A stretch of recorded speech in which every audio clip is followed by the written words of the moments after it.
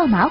Le 5 décembre 2015, le ministre chinois des Affaires étrangères Wang Yi et la ministre sud-africaine des Relations internationales et de la coopération Maïté Nkoana Mashabane ont participé à une conférence de presse conjointe après la clôture du sommet de Johannesburg lors du forum sur la coopération Chine-Afrique en Afrique du Sud.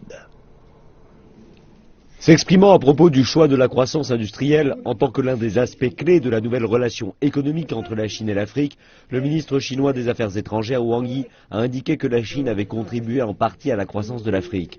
Afin que l'Afrique rejoigne la communauté des pays développés, il faudrait favoriser sa propre capacité de développement industriel et économique indépendant. La ministre sud-africaine des Affaires étrangères, Nkoana Mashabane, a déclaré que son pays saluait l'annonce de la Chine de travailler avec les États africains sur l'industrialisation afin de faciliter la vision élargie de croissance du continent.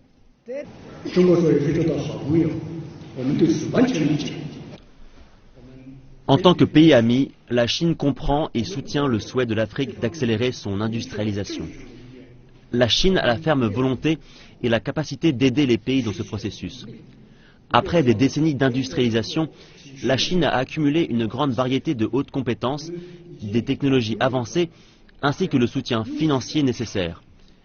La capacité et la maîtrise technologique de la Chine, en particulier, conviennent aux besoins actuels de développement des pays africains. Elles sont de haute qualité et bon marché. Donc, nous le souhaitons et nous sommes qualifiés pour devenir un partenaire idéal de l'industrialisation de l'Afrique.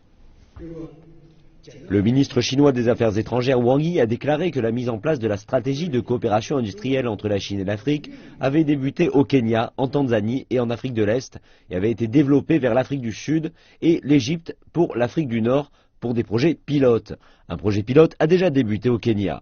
Et cela inclut aider à construire de nouveaux parcs industriels qui comprendront plusieurs entreprises exerçant dans divers secteurs d'activité économique, dont la manufacture pour les exportations.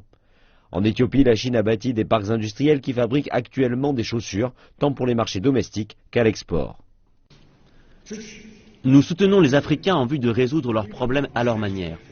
C'est évident, parce que ce sont les Africains eux-mêmes qui comprennent le mieux la situation, et c'est eux-mêmes qui sont les plus qualifiés pour résoudre ces problèmes.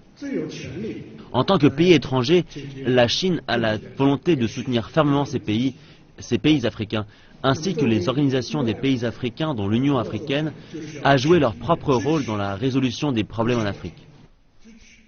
Durant les 2 jours qu'a duré le Forum de coopération Chine-Afrique ou FOCAC, les dirigeants africains ont loué Beijing pour avoir facilité l'entrée en Afrique de quelques 3000 entreprises chinoises qui ont en retour investi un total de 30 milliards de dollars dans divers pays africains.